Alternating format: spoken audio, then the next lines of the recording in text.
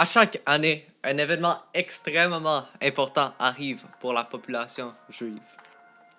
En fait, il y a beaucoup d'événements extrêmement importants pour la population juive puisque, comme avec toutes les religions du monde, ils ont des fêtes très importantes pour eux. Aujourd'hui, mon équipe d'enquêteurs professionnels va vous expliquer brièvement le Pessah, une fête extraordinaire que fêtent les Juifs. Nous allons ainsi vous donner une petite description de la fête et expliquer comment cette fête se passe au Québec, la plus belle province au Canada.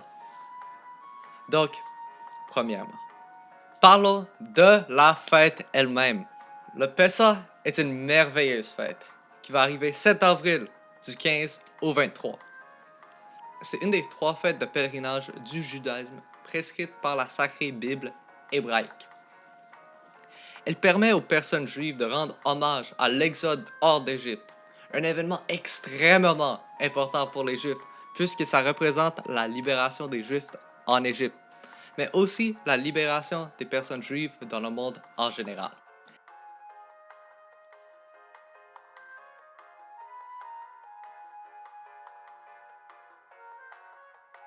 Cette fête se passe au Québec de façon différente.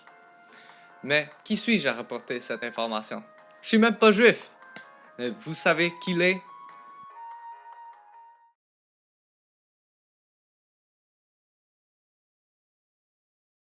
Donc, que faites-vous pour célébrer le Pessah au Québec? Nous faisons le chametz pour préparer la Pessa. En fait, le chametz est un acte où nous enlevons et nettoyons notre maison en enlevant tous les produits levés, incluant le pain. Ainsi, nous les vendons à notre synagogue locale. Pendant la Pessa, on ne peut pas manger les produits levés. Au lieu, on mange du maror, un rappel aux amertumes de notre esclavage, du charosset, un rappel au symbole du mortier que les esclaves ont utilisé pour créer les pyramides d'Égypte, du zera, un rappel du sacrifice du Pessa, du beitza, un symbole de la vie et de la mort, ou du karpas, un symbole de l'espoir et de la paix. J'aime beaucoup le Pessa, puisque ça nous permet de rendre hommage à l'exode hors d'Égypte. Un événement qui nous a marqué beaucoup, puisque cela représente la libération de notre population juive. Au Québec, quand j'étais un petit garçon, ma mère me lisait toujours des histoires par rapport à l'Exode, puisqu'elle trouvait ça important. La Haggadah est le livre qui contient tous les récits. Nous les lisons ensemble au souper. Quand j'étais un petit garçon, ma mère cachait le Hafikoman, la moitié d'un matzah, et nous devons essayer de le retrouver. C'était extrêmement amusant. C'est comme ça que nous fêtons le Pessah au Québec. Oh, merci beaucoup, partie anonyme. Votre information m'aide beaucoup et je pense que je comprends mieux la fête du Pessah. Merci. Mais je sais qu'est-ce que vous allez dire. Il y a trop de fêtes religieuses dans notre calendrier. Cela nuit à notre productivité. Eh bien, j'ai une chose à vous dire. C'est 100% faux.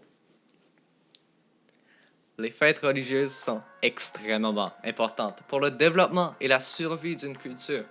Et en plus, les fêtes religieuses, au moins dans le cas du judaïsme, composent seulement 5% des journées d'une année. Il y a aussi un problème énorme. Le Québec, qui est supposé d'être un État laïque, reconnaît seulement les fêtes faisant partie de la religion catholique. Il est très important de laisser les gens d'autres cultures fêter leur religion légalement, puisque ces personnes représentent plus de 25% de la population québécoise. En analysant la situation, il est clair que nous devons être plus égalitaires par rapport aux journées allouées aux fêtes religieuses.